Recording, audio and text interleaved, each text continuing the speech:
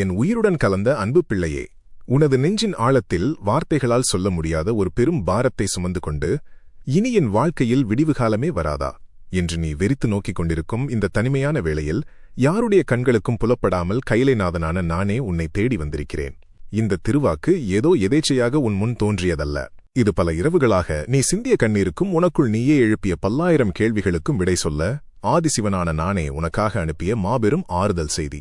உலகத்தின் அத்தனை சத்தங்களையும் உன் மனதின் குழப்பங்களையும் சற்றே ஒதுக்கிவிட்டு உன் ஈசனின் இந்த வார்த்தைகளை முழுமையாக உள்வாங்கு. யாருக்கும் எந்த கெடுதலும் நான் நினைக்கவில்லையே, என்னால் முடிந்த நன்மைகளைத்தானே அனைவருக்கும் செய்தேன். பின்பு ஏன் இந்த சமுதாயத்தில் எனக்கு மட்டும் இத்தனை அவமானங்கள்? என்னை சுற்றியுள்ள வஞ்சகர்களெல்லாம் சுகபோகமாக வாழும்போது நியாயமாக நடக்கும் நான் மட்டும் ஏன் வறுமையிலும் வழியின்மையிலும் சிக்கித் தவிக்க வேண்டும் என்று நீ உனக்குள் பலமுறை குமுறி அழுதிருக்கிறாய். உன் கண்ணீரின் ஒவ்வொரு துளியும் நேரடியாக என் கைலாயத்தின் பீடத்தை வந்து நனைத்திருக்கிறது. வெளியே சிரித்த முகத்தை காட்டிக்கொண்டு உள்ளுக்குள் ரணக்களமாக நீ உன்னை மறைத்து வாழும் அந்த வலி மிகுந்த நாடகத்தை என் நெற்றிக்கண் தொடர்ந்து கவனித்துக் கொண்டுதான் இருந்தது. உனக்கு வந்த இந்த நிலை எதற்காக என்று இப்போது உரைக்கிறேன், முழுமையாக கேள். வானத்திலிருந்து மழையாகப் பொழியும் நீர் நேரடியாக பூமியின் ஆழத்திற்குச் சென்றுவிட முடியாது. அது பல கடினமான பாறைகள், கரடுமுரடான கூழாங்கற்கள் மற்றும் இருண்ட மண்ணடுக்குகளுக்கு ஊடாக மிகவும் நெருக்கடியான பாதையில் மூச்சு திணற திணற கீழே இறங்க வேண்டும். அந்த பயணம் அந்த நீருக்கு ஒரு கொடிய சிறைவாசம் போலத்தான் தோன்றும். தான் உயிரோடு புதைக்கப்பட்டு விட்டதாகவே அது நினைக்கும். ஆனால் அந்த இருண்ட மற்றும் நெரிசலான பயணத்தில்தான் அந்த நீரில் உள்ள அத்தனை நச்சுக்களும் மாசுகளும் அந்த பாறைகளால் முழுமையாக உறிஞ்சப்பட்டு வடிக்கப்படுகின்றன. அந்த வலி மிகுந்த பயணத்தின் முடிவில்தான் அந்த நீர் எக்காலத்திலும் கெட்டுப்போகாத மனிதர்களின் பிணிகளை தீர்க்கும் சுவையான சுனை நீராக உருமாறி மலையிலிருந்து பீரிட்டு எழுகிறது. என் அன்பு பிள்ளையை, நீ சந்தித்த அந்த மூச்சு திணற வைக்கும் பொருளாதார நெருக்கடிகளும் உறவுகளின் துரோகங்களும் அந்த பாறைகளை போன்றதுதான். நீ அந்த துன்பங்களுக்கு இடையே சிக்கித் தவித்தது உன்னை அழிப்பதற்காக அல்ல. உன்னுள் இருந்த அறியாமை என்னும் மாசுகளையும் தேவையற்ற பலவீனங்களையும் முழுமையாக வடிகட்டி உன்னை இந்த அகிலமே போற்றும் ஒரு தூய்மையான வலிமையான ஆளுமையாக பக்குவப்படுத்துவதற்காகவே கைலைநாதனான நானே உன்னை அந்த நெருக்கடியான பாதையில் பயணிக்க வைத்தேன். இன்று நீ அத்தனை மாசுகளும் நீங்கிய ஒரு தூய்மையான சுனை நீராக என் கைகளில் தவழ்கிறாய். உனக்குச் சொந்தமான பல விஷயங்களை நீ இழந்துவிட்டதாகவும் உன் கைகள் இப்போது வெறுமையாக இருப்பதாகவும் நீ தவிக்கிறாய். பல காலமாக நீ சேர்த்து வைத்த நற்பெயர் சேமிப்புகள் எல்லாம் உன்னை விட்டு பறிக்கப்பட்டு எந்த பாதுகாப்புமின்றி நிராயுதபாணியாக நிற்பதாக நீ கலங்குகிறாய். உனக்கு ஒரு பேருண்மையை உணர்த்துகிறேன், கேள். ஒரு கம்பீரமான மான் தனது தலையில் உள்ள மாபெரும் கொம்புகளை ஒரு குறிப்பிட்ட காலத்தில் தானாகவே வலியுடன் உதிர்த்துவிடும். அந்த தருணத்தில் அது தனது கிரீடத்தை இழந்துவிட்டோமே என்று வருந்தி எதிரிகளுக்கு பயந்து காட்டின் இருண்ட புதர்களுக்குள் தன்னை யாருக்கும் தெரியாமல் மறைத்துக் கொள்ளும். ஆனால் அந்த மான் தனது பழைய கொம்புகளை உதிர்ப்பது அது பலவீனமாகிவிட்டதை குறிக்காது. இயற்கையானது அதற்கு முன்பு இருந்ததை விட பல மடங்கு பிரம்மாண்டமான, எவராலும் அசைக்க முடியாத ஒரு புதிய மாபெரும் கிரீடத்தை முளைக்கச் செய்யப் போகிறது என்பதற்கான மாபெரும் தயாரிப்புதான் அந்த உதிர்த்தல். உன் வாழ்க்கையிலும் அதுதான் நடந்திருக்கிறது. உனது பழைய அடையாளங்கள், உனக்கு பழகிய உறவுகள், சில பொருளாதார செல்வங்கள் உன்னை விட்டு பிரிக்கப்பட்டது உன்னை நிற்கதியாக ஆக்குவதற்காக அல்ல. உனது பழைய வாழ்க்கை முறை உனது தற்போதைய அசுரத்தனமான திறமைக்கு சற்றும் ஈடு கொடுக்க முடியாத அளவிற்கு மிகவும் சிறியதாகிவிட்டது. அதனால்தான் உன்னை விட கீழானவர்களின் உலகத்திலிருந்து உன்னை முழுமையாக விடுவித்து ஈசனின் திருக்கரங்களால் உனக்கு புதிய மாபெரும் சாம்ராஜ்யத்தையும் அசைக்க முடியாத அதிகாரத்தையும் கிரீடமாகச் சூட்டுவதற்காகவே உனது பழைய வாழ்க்கையை நான் உதிர்க்கச் செய்தேன். உனது இழப்புகள் அனைத்தும் ஒரு மாபெரும் விஸ்வரூபத்திற்கான வெறும் தயாரிப்பு மட்டுமே. உன் வாழ்க்கையின் இருண்ட அத்தியாயம் இன்றுடன் முற்றிலுமாக முடிவடைந்துவிட்டது. எம்பெருமான் ஈசனின் இந்த திருவாக்கு உனது ஆன்மாவின் பாரத்தை இறக்கி வைத்திருந்தால், உனக்காக நான் தயார் செய்துள்ள அந்த புதிய பிரம்மாண்டமான வாழ்க்கையை நீ முழுமையாக நம்பினால் உனது விடிவு காலத்தை இன்றே வரவேற்க தயாராகு. சிவனே துணை என்று ஆத்மார்த்தமாக பதிவிட்டு உனது நன்றியை ஈசனின் பாதங்களில் சமர்ப்பித்துக்கொள். என் உயிரினும் மேலான குழந்தையே, உன் தூக்கத்தை திருடிய கவலைகளுக்கும் நெஞ்சை குடையக்கூடிய வேதனைகளுக்கும் முற்றுப்புள்ளி வைக்கவே கைலைநாதனான நான் உன்னோடு தொடர்ந்து பேசிக் கொண்டிருக்கிறேன். உன் அறையின் இருளில் தனித்து விடப்பட்டதாக எண்ணி நீ சிந்திய ஒவ்வொரு சொட்டு கண்ணீரும் வெறும் மண்ணில் விழவில்லை. அவை அனைத்தும் நேரடியாக என் கைலாயத்தின் பனிப்பொழிவில் கலந்து என் இருதயத்தை வந்து தீண்டிவிட்டன. உலகம் ஆழமான உறக்கத்தில் இருந்தபோது நீ மட்டும் உனது வேதனைகளைச் சுமந்து கொண்டு நெஞ்சை பிளக்கும் வழிகளோடு விடியலுக்காக காத்திருந்த இரவுகள் எத்தனை என்பதை என் நெற்றிக்கண் கவனித்துக் கொண்டுதான் இருந்தது. உன்னைச் சுற்றியுள்ள உறவுகள் உன்னை தவறாக புரிந்து கொண்டார்களே, நீ உயிராக நினைத்தவர்கள் உன்னை விட்டு ஈவிரக்கமின்றி விலகிச் சென்றார்களே என்று நீ ரணக்களமாகத் தவிக்கிறாய். அவர்களுக்கு நீ செய்த தியாகங்களெல்லாம் வீணாகிவிட்டதே என்று தனிமையில் கலங்குகிறாய். ஆனால் நான் உனக்கு ஒரு பேருண்மையை உரைக்கிறேன், கேள். ஒரு புளியங்காய் பச்சையாக இருக்கும்போது அது தன்னைச் சுற்றியுள்ள கடினமான ஓட்டோடு மிக இறுக்கமாக ஒட்டிக்கொண்டிருக்கும். அந்த ஓட்டை விட்டு அதை சிறிது பிரிக்க நினைத்தாலும் அந்த காயே முற்றிலுமாகச் சிதைந்து போகும். ஆனால் அதே புளியங்காய் காலத்தின் சுழற்சியால் முழுமையாக பழுத்து மாபெரும் பக்குவத்தை அடையும்போது அது தானாகவே அந்த ஓட்டிலிருந்து தன்னை துண்டித்துக் கொள்ளும். அந்த ஓட்டிற்குள்ளேயே இருந்தாலும் அது எந்த வகையிலும் அந்த ஓட்டோடு ஒட்டாமல் ஒரு மாபெரும் சுவையோடு தனித்து இருக்கும். என் அன்பு பிள்ளையே, இத்தனை காலமாக நீயும் அந்த புளியங்காயைப் போலத்தான் உன்னைச் சுற்றியுள்ள சுயநலமான மனிதர்கள் எனும் ஓட்டோடு மிக இறுக்கமாக ஒட்டிக் கொண்டிருந்தாய். அதனால்தான் அவர்கள் உன்னை விட்டு சற்றே விலகியபோது நீயும் சுக்குநூறாகச் சிதைந்து போனாய். ஆனால் உனக்கு வந்த அவமானங்களும் தனிமையும் உன்னை முழுமையாக பழுக்க வைத்து மாபெரும் பக்குவத்தை உனக்கு கொடுத்துவிட்டன. இன்று நீ இந்த உலகத்தோடு இருந்தாலும் போலி உறவுகள் என்னும் ஓட்டிலிருந்து முழுமையாக விடுபட்டு எந்தக் களங்கமும் உன்மீது ஒட்டாமல் ஒரு தூய்மையான ஆத்மாவாக ஈசனுக்கு பிடித்தமான மாபெரும் ஞானத்தை பெற்றுவிட்டாய். இனி எந்த மனிதரின் பிரிவும் உன்னைச் சற்றும் காயப்படுத்தாது. உனது அபாரமான திறமைகளுக்கும் உனது கடின உழைப்பிற்கும் இந்தச் சமுதாயத்தில் எந்த அங்கீகாரமும் கிடைக்கவில்லையே என்று நீ ஏங்குகிறாய். உன்னை யாருக்கும் தெரியவில்லையே, உனக்கான வாய்ப்புகள் அனைத்தும் மறுக்கப்படுகிறதே என்று கண்ணீர் வடிக்கிறாய். இலவம்பஞ்சு மரத்தில் தொங்கும் கடினமான கரடுமுரடான ஒரு காயை சற்று நினைத்துப் பார். அது பார்ப்பதற்கு எந்த அழகுமின்றி மிகவும் கடினமாக இருண்ட நிறத்தில் இருக்கும். பலரும் அதனை எதற்கும் உதவாத ஒரு சாதாரண காய் என்றுதான் உதாசீனப்படுத்தி கடந்து செல்வார்கள். ஆனால் அந்த இருண்ட காய்க்குள் இருக்கும் மென்மையான தூய்மையான வெண்பஞ்சு அந்த உலகத்திற்கு தெரியாது. அதற்கான சரியான காலம் வரும்போது அந்த வெயில் காலத்தில் அந்த கடினமான காய் பலத்த சத்தத்தோடு வெடித்துச் சிதறும். அப்போது அதனுள் யாருக்கும் தெரியாமல் மறைந்திருந்த அந்த தூய்மையான பஞ்சு எந்த தடையுமின்றி அகிலம் முழுவதும் காற்றில் சுதந்திரமாக பறந்து செல்லும். அந்த மரம் செல்ல முடியாத பல்லாயிரம் தூரங்களை அந்த பஞ்சு எளிதாகச் சென்றடையும். உனது தற்போதைய சூழ்நிலையும் அந்த கடினமான காயை போன்றதுதான். உனது வறுமையும் நீ சந்தித்த மாயத் தடைகளும் உன்னை ஒரு கடினமான கூட்டுக்குள் அடைத்து வைத்திருக்கின்றன. நீ நிரந்தரமாக முடங்கிப் போய்விட்டாய் என்று நினைத்து இந்த உலகம் உன்னை கேலி செய்து கடந்து செல்கிறது. ஆனால் என் அன்பு பிள்ளையே, உனக்கான கைலாயத்தின் காலம் இப்போது கனிந்துவிட்டது. உன்னை அடைத்து வைத்திருந்த தடைகள் என்னும் கடினமான ஓடுகள் இன்று என் திரிசூலத்தால் வெடித்துச் சிதறப் போகின்றன. உனக்குள் நான் பத்திரமாக மறைத்து வைத்திருக்கும் அந்த அசுரத் திறமையும் மாபெரும் ஆற்றலும் இனி இந்த சமுதாயத்தின் அத்தனை திசைகளிலும் சுதந்திரமாக பரவி உனக்கு மாபெரும் புகழையும் வற்றாத செல்வத்தையும் தேடித்தரப் போகின்றன. உன்னை ஏளனம் செய்தவர்களெல்லாம் உனது எல்லையற்ற வெற்றியைக் கண்டு வாயடைத்துப் போய் நிற்கப் போகிறார்கள். நீ இனி எதற்கும் யாருக்கும் அஞ்சத் தேவையில்லை. உனக்கு துணையாக உன்னை வெற்றிப்பாதையில் வழிநடத்த ஆதிசிவனான நான் உன் முன்னே மாபெரும் அரணாக நிற்கிறேன். ஒட்டுமொத்த கைலாயமும் உனக்கு துணையாக நிற்கிறது. உனது கண்ணீரை முழுமையாக துடைத்துவிட்டு ஒரு மாபெரும் தலைவனைப் போல கம்பீரமாக எழுந்து நில். ஈசனின் இந்த திருவாக்கு உன் நெஞ்சின் பாரத்தை முற்றிலுமாக இறக்கி வைத்திருந்தால் உனக்கான பிரம்மாண்டமான வெற்றி பயணம் தொடங்கிவிட்டது என்பதை நீ ஆழமாக நம்பினால் உனது மனதை ஒருமுகப்படுத்தி சிவனே துணை என்று ஆத்மார்த்தமாக பதிவிட்டு உன் ஈசனின் எல்லையற்ற பேரருளை இப்போதே பெற்றுக்கொள். என் பிரியமான குழந்தையே, மனதிற்குள் 1000 போராட்டங்களைச் சுமந்து கொண்டு என் வலிகளை புரிந்து கொள்ள இந்த உலகத்தில் ஒரு நாதி இல்லையே என்று நீ தனிமையில் குமுறும் இந்த வேளையில் உன் கண்ணீரை துடைக்க கைலைநாதனான நானே மீண்டும் உன்னை தேடி வந்திருக்கிறேன். உன் இதயம் வலிக்கும் போதெல்லாம் நான் உன் அருகிலேயே அமர்ந்து உன்னை ஆற்றுப்படுத்திக் கொண்டுதான் இருக்கிறேன். உலகத்தின் மாயையான சத்தங்களை முற்றிலுமாக ஒதுக்கிவிட்டு உன் அகக்கண்களை திறந்து நான் சொல்வதை முழுமையாக உள்வாங்கு. இரவும் பகலும் உழைத்து உனது இரத்தத்தையே வியர்வையாகச் சிந்தியும் அதற்கான எந்த பலனும் உன்னை வந்து சேரவில்லையே என்று நீ உடல் சோர்வடைந்து மனமும் தளர்ந்து கிடக்கிறாய். உன்னைச் சுற்றியுள்ளவர்கள் உன்னை ஒரு தோல்வியாளனாக பார்த்து ஏளனம் செய்வதை எண்ணி உன் நெஞ்சம் நெருப்பாக எரிகிறது. எவ்வளவு கஷ்டங்கள் வந்தாலும் தர்மத்தின் வழியில் நின்றேனே, யாருக்கும் எந்த துரோகமும் செய்யவில்லையே, பின்பு எனக்கு ஏன் இந்த கொடிய தண்டனை என்று நீ சலனப்படுகிறாய். உனக்கு ஒரு பேருண்மையை உணர்த்துகிறேன் கேள். சுட்டெரிக்கும் கொடிய பாலைவனத்தை சற்று உன் மனக்கண்ணில் நினைத்துப்பார். ஒரு துளி நீர்கூட இல்லாத நிழல் தர எந்த மாபெரும் விருட்சமும் இல்லாத அந்த வறண்ட கொடூரமான நிலத்தில் ஒரு கற்றாழைச் செடி எவ்வித ஆதரவுமின்றி தனித்து வளர்கிறது. சுற்றிலும் உள்ள சுட்டெரிக்கும் வெப்பம் அதனை ஈவிரக்கமின்றி தொடர்ந்து தாக்குகிறது. வெளியே முட்களைக் கொண்டு பார்ப்பதற்கு கரடுமுரடாக காட்சியளிக்கும் அந்த கற்றாழை அந்த நெருப்பான வெப்பத்தை உள்வாங்கி என்ன செய்கிறது தெரியுமா? அந்தச் சுடும் வெப்பத்தால் அது கருகிப் போவதில்லை. மாறாக அந்த வெப்பத்தையெல்லாம் தனக்குள் மாபெரும் குளிர்ச்சியான மற்றவர்களின் கொடிய தீக்காயங்களை ஆற்றும் ஒரு அற்புதமான மருத்துவ குணமுள்ள ஜீவசாராக மாற்றிக்கொள்கிறது. அந்த தீயான சூழ்நிலை அதன் உள்ளே இருக்கும் தூய்மையையோ குளிர்ச்சியையோ ஒரு காலம் கெடுத்துவிட முடியவில்லை. என் அன்பு பிள்ளையே, நீ கடந்து வந்த வாழ்க்கைப் பாதையும் அந்த சுட்டெரிக்கும் பாலைவனத்தை போன்றதுதான். வஞ்சகர்களின் சூழ்ச்சிகளும் வறுமையும் துரோகங்களும் உன்னை தொடர்ந்து தாக்கின.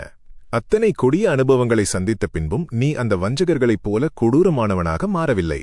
உனக்குள் இருக்கும் அந்த தூய்மையான அன்பையும் நேர்மையையும் நீ எக்காலத்திலும் இழக்கவில்லை. உன் மனதிற்குள் ஒரு மாபெரும் கருணையை, மற்றவர்களின் காயங்களை ஆற்றும் தெய்வீக குணத்தை நீ பக்குவமாகச் சேர்த்து வைத்திருக்கிறாய். உனது இந்த மாசற்ற குணத்தை அகிலமே அறியும் வண்ணம் உன்னை ஒரு உயர்ந்த சிம்மாசனத்தில் அமர வைக்கவே உன்னை அந்த பாலைவனப் பாதையில் நான் நடத்தினேன். உன் பொறுமைக்கான மாபெரும் விளைச்சலை அறுவடை செய்யும் காலம் இதோ வந்துவிட்டது. வாழ்க்கையில் உனக்கு கிடைத்த சில வாய்ப்புகளும் உனக்கு பழகிய ஒரு சிறு பாதுகாப்பான வட்டமும் இன்று சுக்குநூறாக உடைந்துவிட்டதே என்று நீ பயப்படுகிறாய். உனது வாழ்க்கை சிதைந்து கொண்டிருப்பதாக நீ கலங்குகிறாய். மாபெரும் விருட்சமாக வளரக்கூடிய ஒரு மரத்தை சற்று கவனி. அந்த மரம் சிறுகச் சிறுக வளரும்போது அதனை சுற்றியுள்ள பழைய மரப்பட்டை மிகவும் இறுக்கமாக மாறி அதன் வளர்ச்சியை தடுக்கும். மரம் மேலும் பிரம்மாண்டமாக வளர வேண்டுமென்றால் அந்த பழைய பட்டை வெடித்து சிதறி உதிர்ந்தே ஆக வேண்டும். அது உதிரும் அந்த தருணத்தில் மரம் ஏதோ நோய்வாய்ப்பட்டு தோல் உரிந்து சிதைந்து போவதைப் போலத்தான் உலகத்தின் கண்களுக்கு தோன்றும். ஆனால் அந்த இறுக்கமான பழைய பட்டை உதிர்ந்த மறுகணமே அந்த மரம் எவராலும் அசைக்க முடியாத அசுரபலத்தோடு ஒரு மாபெரும் தூணாக விரிவடைந்து அகிலத்தையே தழுவி வளரும். இத்தனை காலமாக நீ வாழ்ந்த அந்தச் சுருங்கிய வாழ்க்கையும் உன்னைச் சுற்றியிருந்த போலியான மனிதர்களின் பிணைப்பும் அந்த பழைய இறுக்கமான பட்டையைப் போன்றதுதான். உனது அசுரத் திறமைக்கும் நான் உனக்கு தரப்போகும் மாபெரும் சாம்ராஜ்யத்திற்கும் அந்த பழைய வாழ்க்கை முறை மிகவும் சிறியது. நீ பிரம்மாண்டமாக வளர வேண்டும் என்பதற்காகவே உன்னைச் சுற்றியிருந்த அந்த பழைய தடைகளை, உன்னை வீழ்த்த நினைத்த உறவுகளை நான் வெடித்து உதிரச் செய்தேன். இப்போது நீ உடைந்து போகவில்லை. மாறாக அகிலமே வியக்கும்படி விஸ்வரூபம் எடுப்பதற்காக உன்னை நீயே விரிவுபடுத்திக் கொண்டிருக்கிறாய் என்பதை முழுமையாக உணர்ந்து கொள். உனது திறமைகளை நிரூபிக்க உனக்கு எந்த வெளிச்சமும் கிடைக்கவில்லையே, இருளில் முடங்கிப் போய்விட்டோமே என்று நீ வேதனைப்படுகிறாய். பகல் நேரத்தின் பிரகாசமான வெளிச்சத்தில் ஒரு சிறிய மினிமினி பூச்சி எவருடைய கண்களுக்கும் ஒரு பொருட்டாகவே தெரியாது. மற்ற சாதாரண பூச்சிகளைப் போல அதுவும் எவ்வித அடையாளமுமின்றி உதாசீனப்படுத்தப்படும். ஆனால் எவராலும் எதையும் பார்க்க முடியாத ஒரு படுபயங்கரமான காரிருள் சூழ்ந்த கொடிய இரவு வரும்போது அந்த மினிமினி பூச்சி மற்றவர்களிடம் சென்று வெளிச்சம் கேட்பதில்லை. இருளைக் கண்டு அது அஞ்சுவதுமில்லை. மாறாக அது தனக்குள்ளேயே மறைத்து வைத்திருக்கும் அந்த தூய்மையான ஒளியை பிரகாசிக்கச் செய்து அந்த அடர்ந்த இருளையே ஆளத் தொடங்குகிறது. சாதகமான சூழ்நிலைகளில் அகந்தையுடன் ஆட்டம் போடும் மனிதர்கள் உனது அமைதியான குணத்தை பார்த்து உன்னை திறமையற்றவன் என்று பகல் வெளிச்சத்தில் ஏளனம் செய்தார்கள். ஆனால் இப்போது உனது வாழ்க்கையில் சூழ்ந்திருக்கும் இந்த கடினமான இருள் உன்னை முடக்குவதற்காக வந்ததல்ல. உனக்குள் ஆதிசிவனான நான் மறைத்து வைத்துள்ள அந்த மாபெரும் அசுரத் திறமை எனும் ஒளியை, உனது ஆத்ம பலத்தை இந்த உலகத்திற்கு பிரகாசமாக காட்டுவதற்காகவே இந்த இருளை நான் அனுமதித்தேன். இனி எந்த ஒரு மனிதரின் தயவும் எந்த வெளிச்சமும் உனக்கு தேவையில்லை. உனக்குள் இருக்கும் ஈசனின் பேரொளி உன்னை மாபெரும் வெற்றிப்பாதையில் கம்பீரமாக வழிநடத்தும். உனது கண்ணீரை துடைத்துவிட்டு ஒரு மாபெரும் சாம்ராஜ்யத்தின் தலைவனைப் போல கம்பீரமாக எழுந்து நில். ஆதிசிவனின் இந்த திருவாக்கு உனது மனக்கவலைகளை முற்றிலுமாக அகற்றி உனக்குள் ஒரு புதிய வெற்றி நெருப்பை உருவாக்கியிருந்தால், உனது மாபெரும் பயணத்தை இன்றே தொடங்க உனது மனதை ஒருமுகப்படுத்தி சிவனே துணை என்று ஆத்மார்த்தமாக பதிவிட்டு எம்பெருமான் ஈசனின் பரிபூரண ஆசீர்வாதத்தை முழுமையாக பெற்றுக்கொள். என் உயிருடன் கலந்த அன்பு பிள்ளையே, என்னைச் சுற்றிலும் உலகமே இருண்டுவிட்டதே, எந்த திசையிலும் ஒரு சிறு வெளிச்சம் கூட தெரியவில்லையே என்று நீ மூச்சுத் திணறி தவிக்கும் இந்த கொடிய தனிமையில் உன்னை தேற்ற ஆதிசிவனான நானே நேரில் வந்திருக்கிறேன். உன் நெஞ்சின் ஆழத்திலுள்ள ரணங்களை எவரும் அறிய மாட்டார்கள் என்று நீ கலங்காதே. நீ சிந்திய ஒவ்வொரு கண்ணீர் துளிக்கும் பின்னால் உள்ள தவிப்பை என் நெற்றிக்கண் முழுமையாக பதிவு செய்து கொண்டுதான் இருக்கிறது. உலகத்தின் அத்தனை குழப்பங்களையும் ஒருகணம் நிறுத்திவிட்டு உன் ஆத்மாவை முழுமையாக திறந்து கைலைநாதனின் இந்த திருவாக்கினை உள்வாங்கு. உனக்கு மிகவும் நெருக்கமானவர்கள், நீ எந்த காலத்திலும் உன்னை விட்டு பிரிய மாட்டார்கள் என்று முழுமையாக நம்பியவர்கள் உன்னை ஒரு சுமையாக நினைத்து திடீரென உதாசீனப்படுத்திவிட்டார்களே என்று நீ அதிர்ச்சியில் உறைந்து கிடக்கிறாய். உன்னை தாங்கிப் பிடிக்கும் அந்த சிறு பாதுகாப்பும் பறிக்கப்பட்டு அதலபாதாளத்தில் விழுந்துவிட்டோமே என்று நீ மரணப்பதைபதைப்பில் துடிக்கிறாய். ஈசனே உன்னை கைவிட்டு விட்டாரோ என்று உனக்குள் நீயே கேள்வி கேட்டு தவிக்கிறாய். உனக்கு ஒரு மாபெரும் இயற்கை ரகசியத்தை உரைக்கிறேன் கேள். வானளாவிய மாபெரும் மலைச்சிகரத்தில் வாழும் ஒரு கம்பீரமான கழுகு தனது குஞ்சை பறக்க பழக்க என்ன செய்யும் தெரியுமா? பலத்த சூறாவளி காற்று வீசும் செங்குத்தான பள்ளத்தாக்கின் விளிம்பிற்கு தன் குஞ்சை கொண்டு சென்று அங்கிருந்து அதை ஈவிரக்கமின்றி அதலபாதாளத்தில் தள்ளிவிடும். கீழே விழும் அந்த சின்னஞ்சிறு பறவைக்கு அது சொல்ல முடியாத மரண பயத்தை தரும். நம்மை காக்க வேண்டிய தாயே நம்மை கொல்வதற்காக கீழே வீசிவிட்டாளே என்று அது கதரும். ஆனால் அந்த ஆபத்தான வீழ்ச்சியில்தான் அத்தனை பலத்த காற்றையும் கிழித்துக் கொண்டு தன் சிறகுகளை விரித்து அகிலத்தையே ஆளும் ஆற்றல் தனக்குள் ஒளிந்திருப்பதை அந்த குஞ்சு உணர்ந்து கொள்கிறது. அந்த வீழ்ச்சி இல்லாவிட்டால் அது தன் சிறகுகளின் அசுரபலத்தை எக்காலத்திலும் அறிந்திருக்காது. என் அன்பு பிள்ளையே, உன் வாழ்வில் உன்னை தாங்கிப் பிடித்திருந்த சில சுயநல உறவுகளும் நீ அடைக்கலம் புகுந்த அந்த சிறு பாதுகாப்பும் திடீரென பறிக்கப்பட்டது உன்னை அழிப்பதற்காக உண்டான வீழ்ச்சி அல்ல. உனக்குள் ஆதிசிவனான நான் மறைத்து வைத்திருக்கும் மாபெரும் அசுரபலத்தை நீ உணர்ந்து இந்தச் சமுதாயத்தில் எந்த மனிதரின் தயவுமின்றி நீயே ஒரு மாபெரும் சாம்ராஜ்யமாக கம்பீரமாக பறக்க வேண்டும் என்பதற்காக நானே உனக்கு கொடுத்த தெய்வீக பயிற்சிதான் இது. உன்னை தள்ளிவிட்டது போல தெரிந்தாலும் நீ கீழே விழுந்து சிதைந்து போகாதபடி உன்னை தாங்கிப் பிடிக்க என் திருக்கரங்கள் சதா சர்வகாலமும் உன் அடியிலேயே காத்து நிற்கின்றன என்பதை நீ முழுமையாக உணர்ந்துகொள். நீ இத்தனை காலமாகச் செய்த உழைப்பு எல்லாம் வீணாகிவிட்டதோ, உனது வளங்கள் எல்லாம் கரைந்து போய்விட்டதோ என்று நீ வறுமையின் பிடியில் சிக்கி வேதனைப்படுகிறாய். சுட்டெரிக்கும் கொடிய கோடை காலத்தில் ஒரு மாபெரும் ஏரியில் உள்ள நீர் அசுர வெப்பத்தால் முழுமையாக ஆவியாகி வறண்டு போவதை சற்று உன் மனக்கண்ணில் நினைத்துப்பார். அந்த ஏரி தன் அழகையும் தன்னுள் இருந்த வளத்தையும் முற்றிலும் இழந்து வறண்ட பூமியாக மாறிவிட்டதாக இந்த உலகம் நினைத்து ஏளனம் செய்யும். ஆனால் அந்த வெப்பத்தால் ஆவியான நீர் முற்றிலுமாக அழிந்துவிடவில்லை. அது ஆகாயத்திற்குச் சென்று பிரம்மாண்டமான கார்மேகமாக உருமாறி வறண்டு கிடக்கும் 10,000 ஏக்கர் நிலங்களை செழிக்க வைக்கும் மாபெரும் மழையாக பொழியும் அசுர வல்லமையை பெறுகிறது. ஒரு சாதாரண ஏரிக்குள் முடங்கி கிடந்த அந்த நீர் இப்போது பல தேசங்களை வாழ வைக்கும் வற்றாத மழையாக விஸ்வரூபம் எடுக்கிறது. உனது தற்போதைய பொருளாதார இழப்புகளும் நீ இரவும் பகலும் சிந்திய வியர்வையும் அந்த ஏரி நீரை போன்றதுதான். அவை ஒருபோதும் வீணாகவில்லை. உனது உழைப்பும் நீ செய்த தியாகங்களும் கைலாயத்தின் பொக்கிஷப் பேழையில் மாபெரும் ஆசீர்வாத மேகங்களாக திரண்டிருக்கின்றன. உன்னை ஏளனம் செய்தவர்கள் வியந்து பார்க்கும் அளவிற்கு உனது வம்சத்தையே செழிக்க வைக்கும் வற்றாத செல்வ மழையாக, எல்லையற்ற ஆசீர்வாதமாக அவை உன்னை தேடி வெகு விரைவில் பொழியப் போகின்றன. உனது வறுமை இன்றுடன் முற்றிலுமாக சுட்டெரிக்கப்பட்டுவிட்டது. உன்னை தடுத்து நிறுத்த நினைக்கும் மாயத்தடைகள் அனைத்தும் என் உடுக்கையின் நாதத்தில் சுக்குநூறாக உடைந்துவிட்டன. உனக்காக நான் திறக்கப் போகும் மாபெரும் வெற்றி பாதையில் நீ தைரியமாக அடியெடுத்து வை.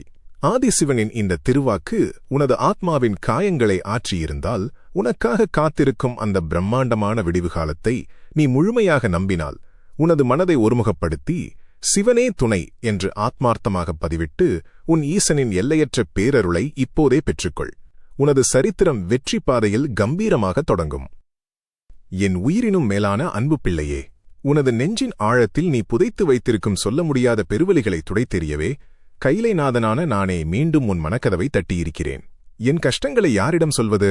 சொன்னாலும் அதை புரிந்து கொள்ளும் அளவிற்கு இந்த உலகத்தில் உண்மையான அன்பை கொண்டவர்கள் யார் இருக்கிறார்கள் என்று நீ தனிமையில் தவித்து சிந்திய கண்ணீர் துளிகள் ஒவ்வொன்றும் என் உடுக்கையின் நாதத்தில் ஆழமாக பதிவாகிவிட்டன. உன் உதடுகள் புன்னகையை பூசிக்கொண்டாலும் உன் ஆத்மா படும் ரணத்தை இந்த அகிலத்தையே ஆளும் ஈசன் நான் அறிய மாட்டேனா? உலகத்தின் சத்தங்களை சற்றே நிறுத்திவிட்டு உன் தந்தையான என் வார்த்தைகளை முழுமையாக உள்வாங்கு. உன்னைச் சுற்றியுள்ள மனிதர்கள் எவ்வித கஷ்டமுமின்றி எளிதாக தங்கள் வெற்றிகளை அடைந்து சுகபோகமாக வாழும்போது, நீ மட்டும் நேர்மையாக உழைத்தும் ஒவ்வொரு நாளும் ஏதோ ஒரு பெரும் போராட்டத்தை சந்தித்து சுருங்கிப் போய்விட்டோமே என்று கண்ணீர் வடிக்கிறாய். உனக்கு வரும் கஷ்டங்களைக் கண்டு உலகமே உன்னை ஏளனம் செய்வதாக நீ வெட்கப்படுகிறாய். உனக்கு ஒரு மாபெரும் இயற்கையின் ரகசியத்தை உரைக்கிறேன் கேள். உறைபனி சூழ்ந்த இமயமலையின் உச்சியில் கடும்பனியில் நடுங்கி தன்னைத்தானே சுருக்கிக் கொள்ளும் ஒரு விதையை சற்று உன் மனக்கண்ணில் நினைத்துப்பார். அந்த உறைய வைக்கும் குளிரின் தாக்குதலால் அந்த விதை சுருங்கி கரடுமுரடான மேடுகளாக மாறி பார்ப்பதற்கே அழகற்றதாக தோன்றும். வசதியான சூழ்நிலையில் இதமான காற்றில் வளரும் மற்ற செடிகள் அந்த விதையை பார்த்து ஏளனமாக சிரிக்கும். ஆனால் அந்த உறைபனியின் கொடிய சித்திரவதை அந்த விதையை அழிப்பதற்காக அல்ல. அகிலத்தையே ஆளும் எம்பெருமான் ஈசனின் கழுத்தை அலங்கரிக்கும் மாபெரும் ருத்ராட்சமாக அதனை புனிதப்படுத்துவதற்காகவே. என் அன்பு பிள்ளையே, நீ சந்திக்கும் வறுமையும் மனிதர்களின் உதாசீனங்களும் அந்த இமயமலையின் உறைபனியைப் போன்றதுதான். அவற்றின் தாக்குதலால் நீ மனதளவில் சுருங்கி உலகத்தின் பார்வையில் உனது பொலிவை இழந்துவிட்டதாக நீ நினைக்கலாம். குறுக்கு வழியில் செல்பவர்கள் உன்னை பார்த்து சிரிக்கலாம். ஆனால் நீ படும் அத்தனை கஷ்டங்களும் உன்னை அழிப்பதற்காக அல்ல, உனது ஆத்மாவை புனிதப்படுத்தி உன்னை சிவபெருமானுக்கு மிகவும் நெருக்கமான, எவராலும் அசைக்க முடியாத ஒரு மாபெரும் ஆளுமையாக மாற்றுவதற்காகவே. நீ இப்போது சாதாரண மனிதன் அல்ல, ஈசனின் நெஞ்சில் உறையும் ருத்ராட்சம் என்பதை முழுமையாக உணர்ந்துகொள்.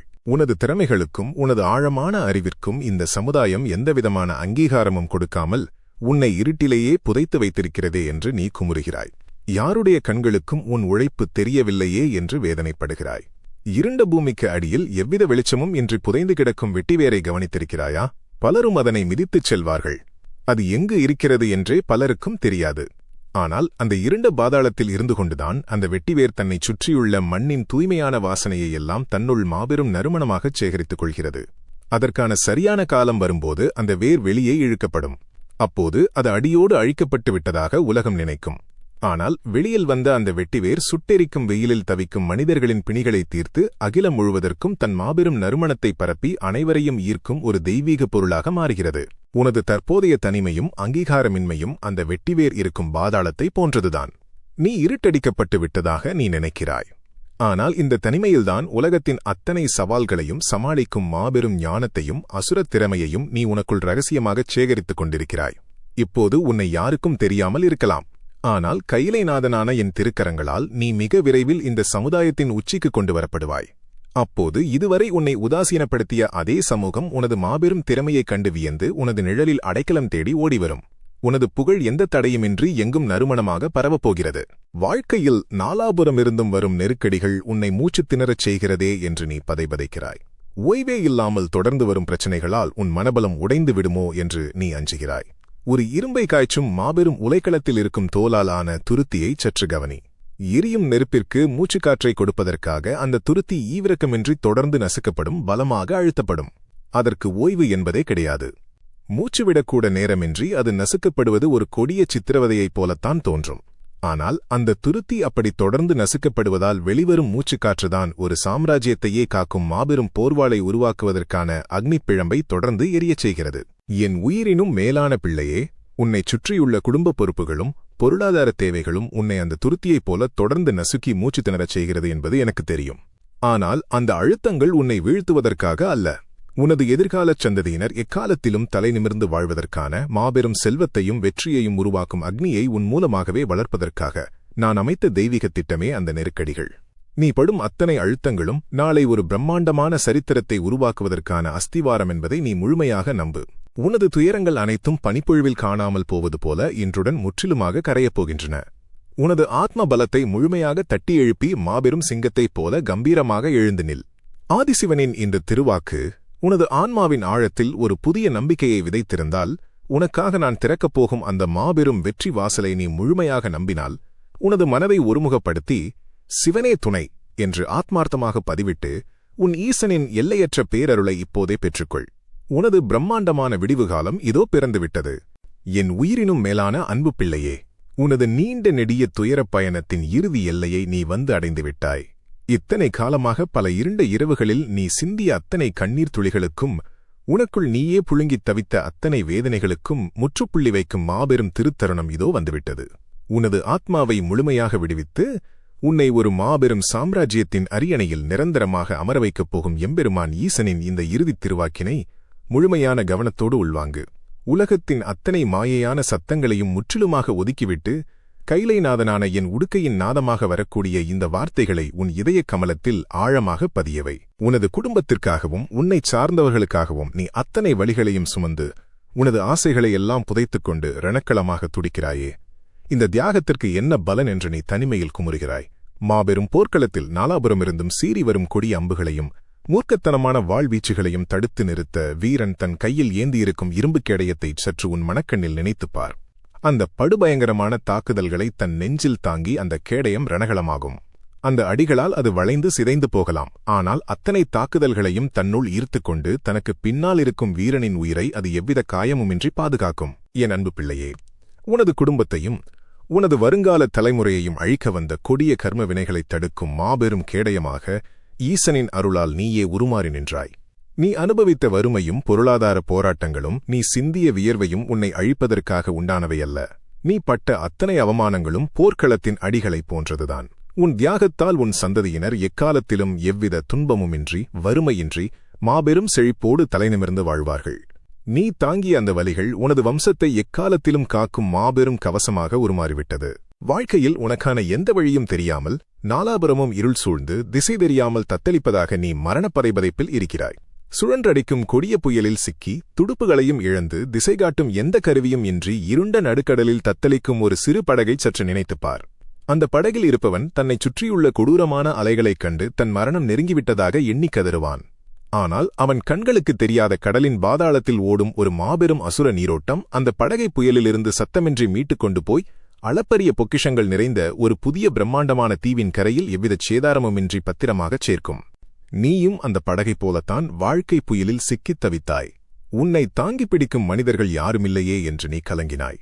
ஆனால் உனக்கு கண்ணுக்குத் தெரியாமல் உன்னை வழிநடத்தியது கைலைநாதனின் திருக்கரம் என்னும் அந்த அசுர நீரோட்டம்தான்.